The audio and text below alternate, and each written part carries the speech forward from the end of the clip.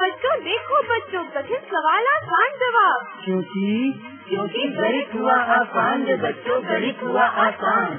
अंकों का है खेल निराला, जोड़ घटाओं ने क्या कर डाला। क्योंकि गणित हुआ आसान रे बच्चों, गणित हुआ आसान। शून्य का है खेल अजब, अंकों के संग करे गजब। कभी अंकों को शून्य बनाता या अंकों का मान बढ़ाता। क्योंकि गणित हुआ आसान रे बच्चों, गणित हुआ आसान। अलवर की आवाज 90.8 FM पर मैं हूं आपके साथ, आपका दोस्त बसंत।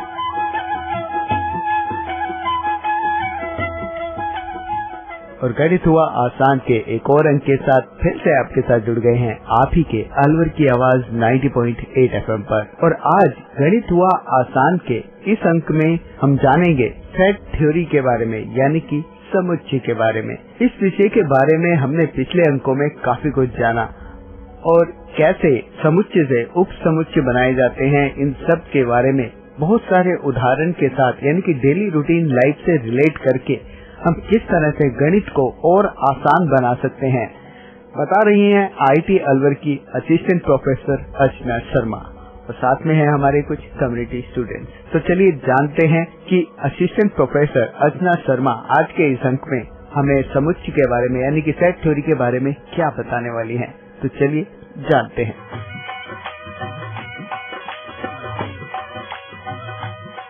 नमस्कार बच्चों। नमस्कार मैम।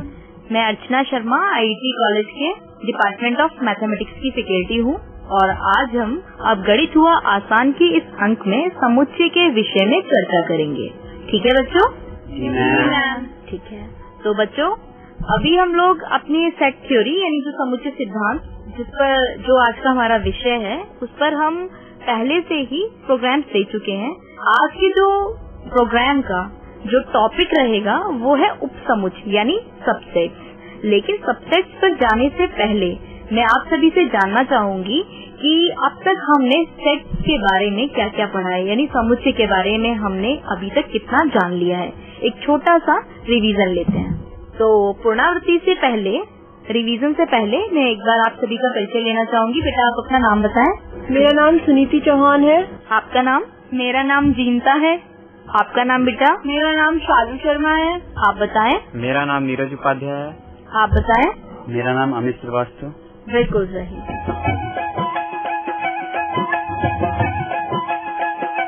हाँ तो बच्चों, जैसा कि हमने पिछले अंक में सीखा कि हम उपसमुच्चय किस प्रकार डिफाइन कर सकते हैं। उपसमुच्चय के बारे में पढ़ाया था मैंने पिछली बार आपको। जी मैम। ठीक है। तो आप सभी को याद है कि कैसे किसी समुच्चय से उपसमुच्चय बनाया जा सकता है? जी मैम। और एक समुच्चय के कितने उपसमुच्चय हो सकते हैं? जी मैम। ठीक है। मैं आपसे पूछती हूँ शालू, अगर किसी समुच्चय में एलिमेंट्स की संख्या यानी अवयवों की संख्या 4 है, तो आप मुझे बताइए उस सेट से बनने वाले सबसेट कितने होंगे? 16 मैम। किस प्रकार आपने 16 मुझे बताया है, बताएं। 2 की पावर n, जहाँ पे n है नंबर ऑफ एलिमेंट्स जो किसी सेट के। बिल्कुल सही। जो कि 4 है। बिल्कुल। 2 की पावर 4 16, यानी 2 गुणा 2 गुणा 2 गुणा 2 यानी कि 16। बिल्कुल सही। यानी यदि किसी समुच्चय में 4 एलिमेंट्स हैं, तो उससे बनने वाले जो उप समुच्चय होंगे वो कितने होंगे? 16 होंगे। बिल्कुल सही। अब आप मुझे एक बात बताइए, जो 16 उप समुच्चय हैं, इनमें से 2 उप समुच्चय ऐसे हैं जिन्हें आप भली भांति जानते हैं। मैंने ऐसा पिछली बार भी आपको बताया था, एक बार बताएंगे? जी मैम। बताएं। एक उप समुच्चय तो वह समुच्चय होगा जिसमें एलिमेंट जो कि सेट A है उतने ही होंगे, मतलब सेट A ही खुद का सबसेट है। बिल्कुल सही।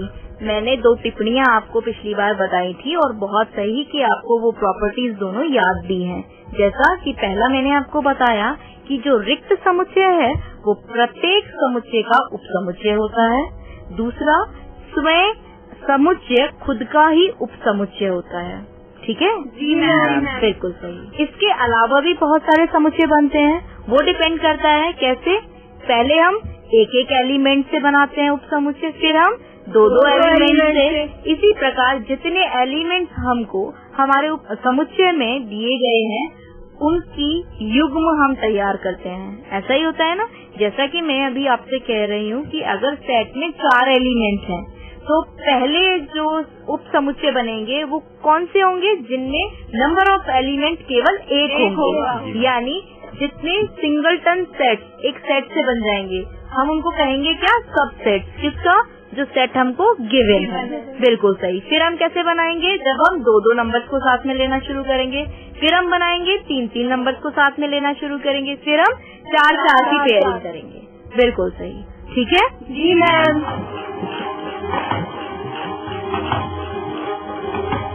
अब मैं आपसे एक छोटे से एग्जाम्पल से एक बार और आपकी पुनरावृत्ति करा देती हूँ उप समुच्चय के लिए, ठीक है। जी मैम। जी मैम। 11वीं कक्षा की एक छात्रा है राधा। उसके पास अध्ययन सामग्री का एक संग्रह है और राधा ने अध्ययन सामग्री का ही एक समुच्चय बनाया है, ठीक है। वो समुच्चय का नाम है कैपिटल A, ठीक। जी मैम। और जो सामग्री है वो है पेंसिल, पेन, इरेजर, शार्पनर और स्केल, ठीक है। जी मैम। अब ये समुच्चय जो है ये समुच्चय A है।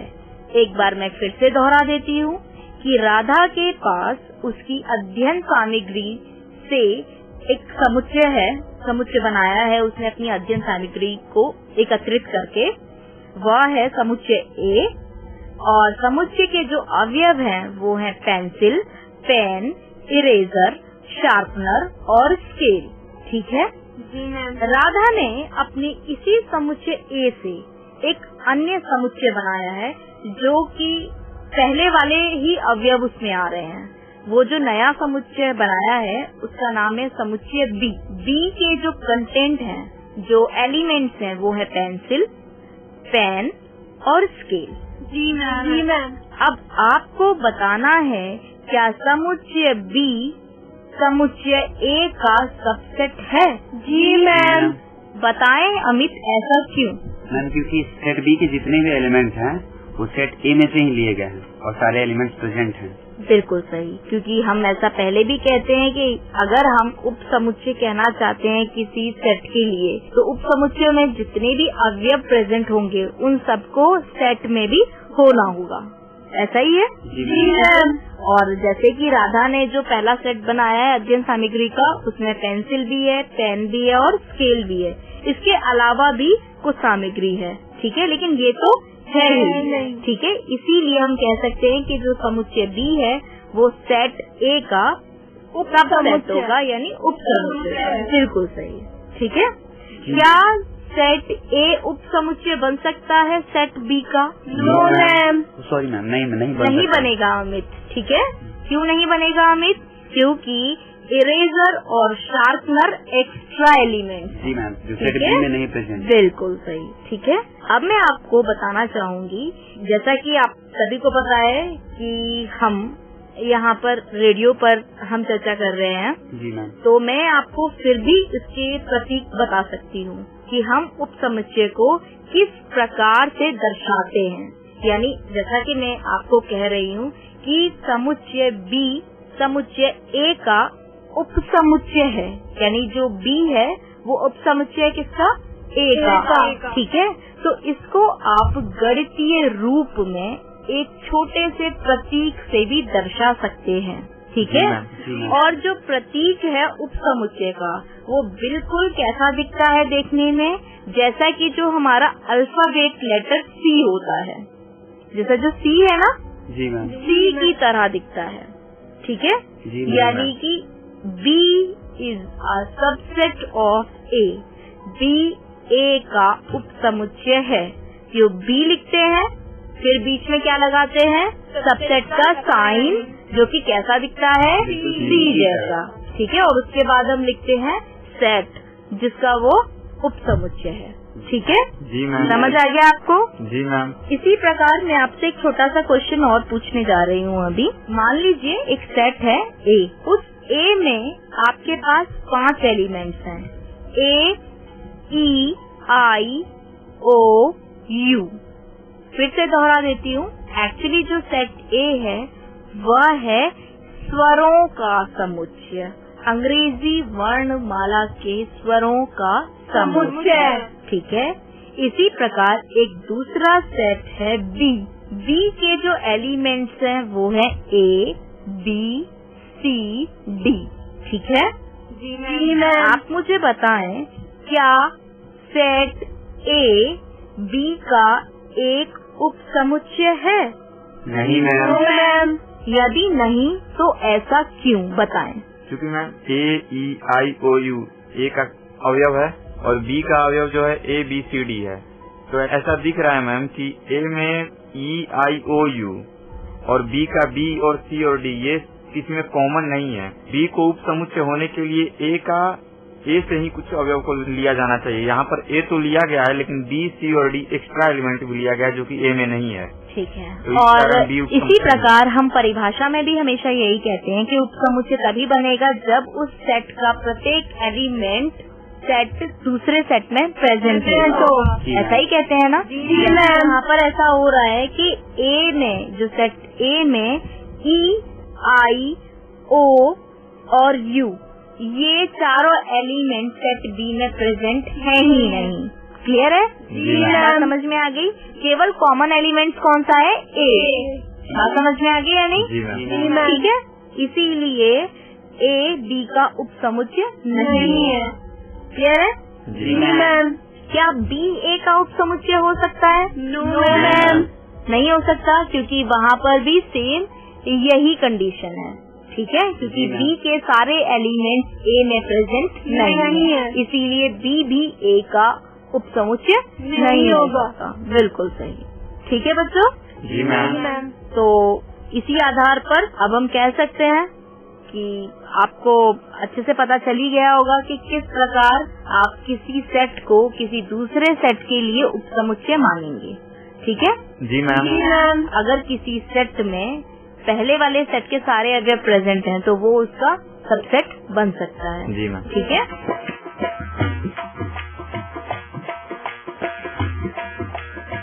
अब आगे आपसे बात करते हैं, एक दूसरे टॉपिक पर आते हैं और अब हम जानते हैं कि कैसे आप सबसेट्स को भी अलग अलग तरीके से डिफाइन कर सकते हैं। ठीक है? अभी तक तो आप सेट के प्रकार समझ रहे थे, समुच्चयों के प्रकार समझ रहे थे, और अब मैं आपको बताऊंगी कि उपसमुच्चय भी कितने प्रकार के हो सकते हैं। ठीक है? जी मैम। जिसमें कि मैं सबसे पहले आपको बताऊंगी प्रॉपर सबसेट, हिंदी में कहते हैं उचित उपसमुच्चय। जी मैम। ठीक है? जी मैम। अब मैं आपको बताऊंगी सबसे पहले कि प्रॉपर सबसेट जो है, किस प्रकार के सबसेट को हम प्रॉपर सबसेट कह सकते हैं। तो बहुत ही आसान है समझना। पहले मैं एक उदाहरण आपको, जैसा कि हमने पिछले अंक में एक उदाहरण लिया था, आपको याद होगा, जिसमें हमने फलों से मिलकर एक समुच्चय बनाया था और फल कितने थे उसमें? 3 फल थे। मैं आपको याद करा देती हूँ, मैंगो, एप्पल और ऑरेंज था। 3 फलों से मिलकर हमने एक सेट बनाया था। मैं अभी फिर से उसी एग्जाम्पल पर आ रही हूँ और मैं उस सेट का नाम रख रही हूँ कैपिटल ए। यानी हमारे पास एक सेट है कैपिटल ए, और कैपिटल ए सेट जो है इसके एलिमेंट्स हैं मैंगो, एप्पल और ऑरेंज। ठीक है? जी मैम। आप लोगों को ज्ञात होगा कि हमने नंबर ऑफ सबसेट्स जो इस सेट से बनाए थे वो थे टोटल 8। संख्या में वो टोटल कितने थे गिनती में? 8 थे। ठीक है? जी मैम। ये आपको समझ में आ रहा है? Yes ma'am. इन 8 में से 2 ऐसे उपसमुच्चय हैं जिन्हें आप भली भांति जानते हैं। पहला रिक्त समुच्चय। ठीक है? जी मैम। जैसा कि हम कहते हैं कि हर समुच्चय के लिए जो भी समुच्चय एग्जिस्ट करता है उस हर समुच्चय के लिए रिक्त समुच्चय एक उपसमुच्चय होता है। क्लियर है? जी मैम। और एक दूसरा जो उपसमुच्चय है वो कौन सा है? वो सेट स्वयं। ऐसा ही समझाया था मैंने आपको? जी मैम। ठीक है? जी मैम। पहला सेट रिक्त समुच्चय और दूसरा वो सेट खुद का भी उपसमुच्चय होता है, यानी सबसेट होता है। ठीक है? इन दोनों सबसेट्स को छोड़कर जितने भी सबसेट बनते हैं वे सभी प्रॉपर सबसेट यानी उचित उपसमुच्चय कहे जाते हैं। क्या आपको समझ में आ गया है? जी मैम। ठीक है? इन दोनों सबसेट्स को छोड़कर जितने भी सबसेट्स बनेंगे उन सबको क्या कहा जाएगा? उचित उपसमुच्चय, यानी प्रॉपर सबसेट। क्लियर है? जी मैम। अब जहाँ पर प्रॉपर सबसेट आ रहा है वहाँ पर एक दूसरी तरफ एक वर्ड है इम्प्रॉपर सबसेट, ठीक है, जिसको हिंदी में कहते हैं अधि उपसमुच्चय। ठीक है, क्या कहते हैं? अधि उपसमुच्चय। इसका अर्थ यह है बच्चों कि जो फाई यानी जो रिक्त समुच्चय है, जिसको हम फाई से दर्शाते हैं, ग्रीक अक्षर मैंने आपको पहले अंकों में बताया है कि हम रिक्त समुच्चय यानी जो एम्प्टी सेट है उसको हम फाई से भी दर्शाते हैं। वह फाई और जो सेट स्वयं सबसेट बना है, ये दोनों सबसेट्स आपके इम्प्रॉपर सबसेट कहलाते हैं। क्या आपको समझ में आ गया है? जी मैम। ठीक है, इसका अर्थ यह है कि फाई को छोड़कर फाई और उस खुद सेट से बनने वाला जो कंप्लीट सबसेट जो बनता है वो खुद सेट, ये दो सबसेट कैसे होंगे? इम्प्रॉपर। और बाकी सारे सबसेट कैसे होंगे? प्रॉपर। आगे समझ में? आपको समझ में आ गया है कि किस प्रकार हम प्रॉपर सबसेट डिफाइन कर सकते हैं और किस प्रकार हम इम्प्रॉपर सबसेट डिफाइन कर सकते हैं। ठीक है जी मैम। तो इसका अर्थ क्या हुआ कि जो प्रॉपर सबसेट है वो कैसा सबसेट है? जिसमें प्रॉपर सबसेट में रिक्त नहीं आएगा। ठीक है, और खुद का जो स्वयं जो सेट अपना सबसेट बनाता है वह सबसेट भी उसमें नहीं आएगा। उसके अलावा जितने भी सबसेट्स बनेंगे वो कैसे होंगे? आपके प्रॉपर सबसेट। इसका अर्थ सीधी भाषा में यह हुआ कि जो प्रॉपर सबसेट होंगे उनमें जो सेट के अवयव हैं, सेट के अवयव से कुछ कम ही अवयव होंगे। मानते हैं? जी मैम। बात समझ में आ रही है? जी मैम। एक छोटा सा एग्जाम्पल देते हैं अब आपको। जैसे मान लीजिए एक सेट बनाते हैं एक्स, जिसमें एलिमेंट्स हैं 1, 2, 3। क्लियर है? जी मैम। ठीक है, अब आप मुझे बताइए एक सबसेट है 3, क्या ये 1, 2, 3 वाले सेट का सबसेट है? जी मैम। ठीक है, प्रॉपर है या इम्प्रॉपर है? प्रॉपर क्यों? क्योंकि ना तो ये रिक्त है और ना ये सेट है। बिल्कुल सही। इसका मतलब जो 3 सेट हमने जो एक नया सबसेट बनाया है 1, 2, 3 वाले सेट से, वो कैसा है? प्रॉपर सबसेट है। ठीक है, और अगर मैं ऐसा कहूँ कि मैं एक सेट बना रही हूँ 1, 2, 3 वाले सेट से ही, जो सेट है जिसमें हमारे पास कौन कौन से एलिमेंट्स है 1, 2 और 3। एक नया सबसेट बना रहे हैं हम 1, 3, यानी जो एक नया जो सबसेट बनाया हमने 1, 3, तो 1, 3 सबसेट है? जी मैम। सही है एकदम? जी मैम। क्योंकि 1 और 3 दोनों प्रेजेंट है आपके सेट में। जी मैम। दूसरी चीज ये बताएं कि ये प्रॉपर है या इम्प्रॉपर? Proper subset. क्यों? क्योंकि ना ही तो ये रिक्त समुच्चय है और ना ही ये स्वयं खुद समुच्चय है, क्योंकि इसमें एलिमेंट 2 नहीं है। क्लियर है? जी जो एलिमेंट है आपके पास 1 और 3 तो आ गए हैं, लेकिन जो 2 है वो इसमें नहीं है। यदि हम एक ऐसा सबसेट बना दें जिसमें 1, 2, 3 तीनों ही एलिमेंट प्रेजेंट हो, तो वो सबसेट कैसा होगा? Improper subset. ठीक है, क्योंकि उसमें वह सारे एलिमेंट्स आ गए हैं जो आपके सेट में थे। जी मैम। समझ में आ गया आपको? जी मैम। बहुत अच्छे, बहुत बढ़िया।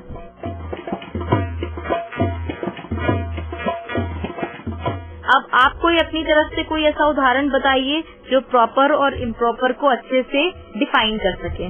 मैम जैसे कि एक पेन है, तो पेन में जो कैप है मैम वो प्रॉपर सबसेट हो गया, लेकिन वो पेन खुद का इम्प्रॉपर सबसेट है। एक पेन को जब हम बनाते हैं तो पेन कितनी चीजों से मिलकर बन रहा है बताइए? एक तो सबसे पहले उसका कैप, एक रिफिल, ठीक है, बॉडी और उसकी बॉडी। बैक कैप पीछे की तरफ जो कैप है, बिल्कुल सही। कई पेन ऐसे भी होते हैं जिनमें पीछे कैप नहीं होती है, ठीक है। तो आपने एक समुच्चय ऐसा बनाया है। देखिए ये वेल डिफाइन नहीं है, लेकिन मतलब आपने सिर्फ एक पेन के लिए लिया है या आपने खुद से बनाया है ये समुच्चय, ठीक है ना? क्योंकि पेन अलग अलग तरीके के भी हो सकते हैं, लेकिन आप एक ऐसे पेन के पार्ट्स का जो समुच्चय बना रहे हैं। आप क्या कर रहे हैं? पेन जिन पार्ट्स से मिलकर बनता है उसका समुच्चय बना रहे हैं ना आप, जी तो आपको ये देखना होगा कि आपका जो पेन है वो किस टाइप का है, क्योंकि मैं इसको समुच्चय नहीं कह पाऊंगी पहली बात तो। आप समझ रहे हैं, क्योंकि पेन कैसे होते हैं, अलग अलग प्रकार के भी हो सकते हैं। हो सकता है किसी पेन में सिर्फ बॉडी है, और आपने कई बार ऐसा देखा यूज एंड थ्रो वाले जो पेन होते हैं आप उसमें से रिफिल को अलग भी कर सकते हैं। मतलब कितने हैं, मतलब पार्ट्स उसके 3 पार्ट बन रहे हैं किसी पेन में, किसी में 4 भी बन रहे हैं। कैप तो सब में होते ही है। हाँ, कैप सब में होता है। तो आप ये कहना चाहते हैं कि वो जो कैप है वो प्रॉपर सबसेट है पेन के सारे पार्ट्स को अगर हम अलग अलग डिफाइन करके एक सेट बना लें तो। ठीक है, ठीक है, चलिए और बताइए, आप बताएं कोई एग्जांपल सुनीति। मैम जैसे बैग है, बैग में जैसे हमारी रखा हुआ है बुक्स, नोटबुक्स और बॉक्स। बिल्कुल सही जी, ये हमारे सबसेट का काम करेंगे। बेटा जो आपका बैग है, बैग के अंदर जो आपके स्टेशनरी वाला सामान जो रखा हुआ है, ठीक है, तो आपने जो स्टेशनरी वाला जो पूरा सामान है विद बैग एक सेट बनाया है।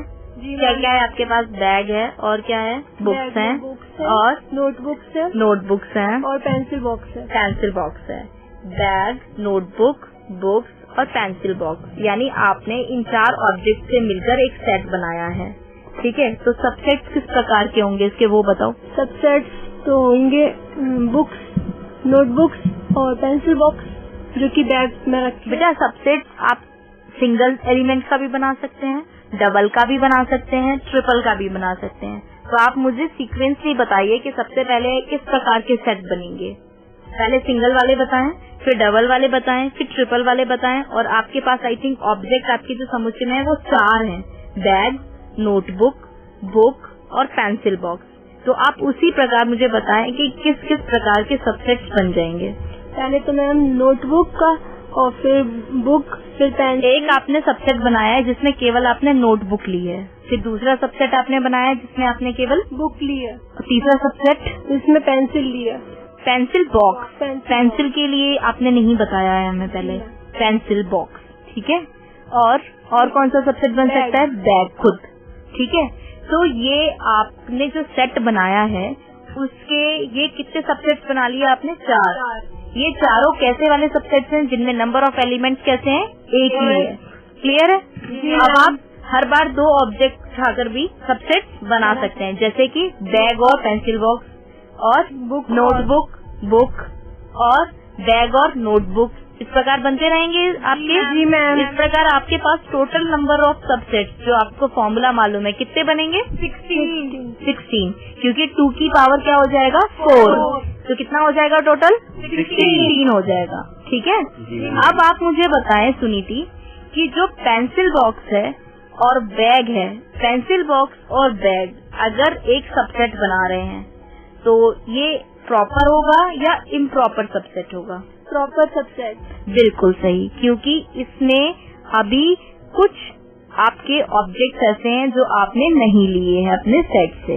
बिल्कुल सही। और यदि हम चारों ऑब्जेक्ट्स को ले लें सबसेट में तो वो कैसा सबसेट बनेगा, इम्प्रॉपर सबसेट। इम्प्रॉपर, जैसे कि बैग, नोटबुक, बुक्स और पेंसिल बॉक्स। बिल्कुल सही, ठीक है। Yes ma'am. समझ में आ गया आपको। Yes ma'am. आप बता सकते हैं नीरज, कोई और एग्जाम्पल बताएं। मैम पहले हम एक समुच्चय लेते हैं ए को। ए के जो समुच्चय में एलिमेंट्स हैं वो बताएं। जैसा कि मैम आपने बताया था कि किसी भी समुच्चय को ब्लॉक लेटर कैपिटल लेटर से डिनोट करते हैं, तो ए को मैंने कैपिटल लेटर ए से डिनोट किया। तो A is equal to curly bracket start 1, 2, 3 curly bracket बंद।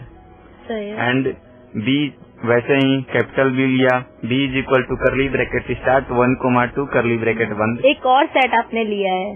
जी मैम, सी, और उसको भी मैम कैपिटल लेटर से ही मैंने डिनोट किया। Capital C is equal to curly bracket start 1, 2, 3। मैं एक बार फिर से रिपीट कर देती हूँ जो नीरज ने अपने आप से जो उदाहरण बनाया है। सबसे पहले सेट ए, सेट ए में जो एलिमेंट्स हैं वो है 1, 2, 3। उसके बाद एक और सेट लिया है कैपिटल बी जिसमें एलिमेंट्स हैं 1, 2, और एक और सेट लिया गया है जो शायद नीरज ने बिल्कुल ए की तरह ही लिया है, यानी जो सेट ए है और सी है वो दोनों समान है। तो आप लोगों को मैं यहाँ पर बता देती हूँ, आप लोगों को याद होगा जब हमने सेट्स के टाइप पढ़े थे तो मैंने आपको बताया था इक्वल सेट्स, ठीक है। तो देखिए यहाँ पर आप लोगों को फिर से एक बार आपका एक छोटा सा रिवीजन हो रहा है कि जो सेट ए है और सेट सी है उसमें जितने भी एलिमेंट्स हैं वो सभी कैसे हैं, समान हैं। यानी सेट सी में भी 1, 2, 3 वही एलिमेंट्स है जो सेट ए में है। ए और C are the equal set, ठीक है। इसी प्रकार नीरज ने 3 सेट्स बनाए। हाँ नीरज, फिर आगे बताएं। तो मैम आपने जैसा कि बताया था कि उचित उपसमुच्चय उसी समुच्चय को कहते हैं, मीन्स प्रॉपर सबसेट उसी सबसेट को कहते हैं। हाँ। जबकि किसी भी सेट का जो एलिमेंट हो वो किसी अदर सेट से लिया गया हो और उसमें कुछ ऐसा। देखिए नीरज, मैं आपसे एक थोड़ी सी यहाँ पर एक थोड़ा क्वेश्चन करना चाहूंगी कि जो आपने सेट ए लिया है जी मैम, यही एक सेट है, इससे आपने बी और सी को जनरेट किया है ना? जी मैम।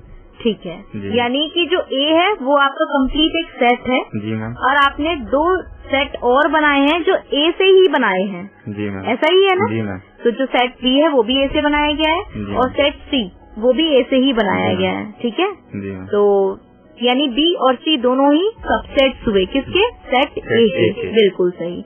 तो बताएं आगे, बी कैसा सबसेट है? मैम बी जो है प्रॉपर सबसेट है, मीन्स उचित उपसमुच्चय है। ऐसा क्यों? मैम क्योंकि उचित उपसमुच्चय वही उसी समुच्चय को बोल सकते हैं हाँ। जिसमें कि कुछ ऐसा एलिमेंट्स की कमी हो जो कि जिस सेट से जनरेट हुआ है उस सेट में ना हो। जैसे कि ए सेट में 1, 2, 3 तीन एलिमेंट हैं और बी में केवल 2 ही एलिमेंट है 1, 2। बिल्कुल मीन्स ये ए के इक्वल नहीं है, 3 प्रेजेंट नहीं है, ये दोनों एक दूसरे के इक्वल नहीं है। लेकिन जो सेट इस सबसेट बी में एलिमेंट प्रेजेंट है वो सारे के सारे सेट ए में हैं। ठीक है, ऐसा तो है। और बी न तो कोई रिक्त समुच्चय है और न ही ये खुद का कोई समुच्चय है, इसलिए मैम ये बी उपसमुच्चय है। ठीक है, अब सेट सी के बारे में बात करते हैं। और जो सेट सी है मैम वो ए का इक्वल सेट है, मीन्स ए का सारा एलिमेंट सी में खुद है। इसका मतलब ये जो सबसेट है सी ये इम्प्रॉपर है या प्रॉपर है? मैम इम्प्रॉपर है। आप बताएं शालू। मैम जो सेट सी है वो सेट ए का इम्प्रॉपर सबसेट है। Very good. सुनीति, आप मुझे बताएं सबसेट बी इम्प्रॉपर है या प्रॉपर सबसेट है ए का? मैम प्रॉपर सबसेट है। ठीक है, आपको समझ में आ गया है जिंजा? जी मैम। अच्छा, ये जो इन्होंने अभी जो सेट बनाया है सेट ए जिसमें एलिमेंट है 1, 2, 3, आप मुझे बताएं इसका एक कोई और इम्प्रॉपर सबसेट जानते हैं आप?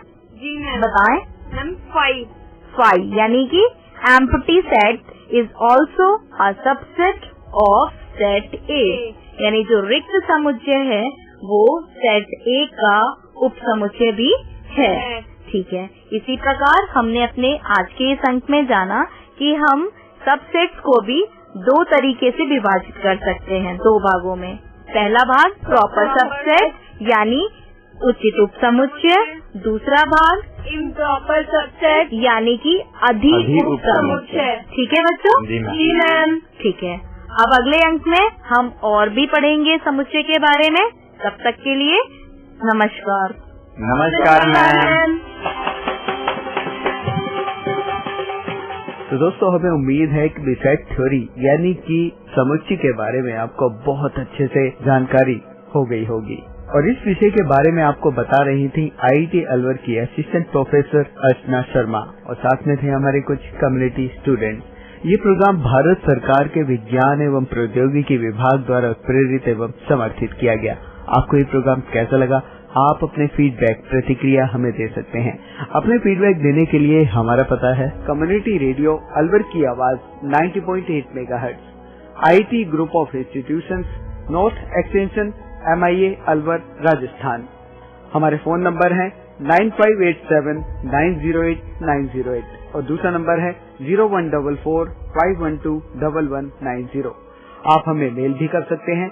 हमारी ईमेल आईडी है radioalwar@gmail.com और साथ ही इस प्रोग्राम को आप ऑनलाइन यानी कि इंटरनेट पर भी सुन सकते हैं।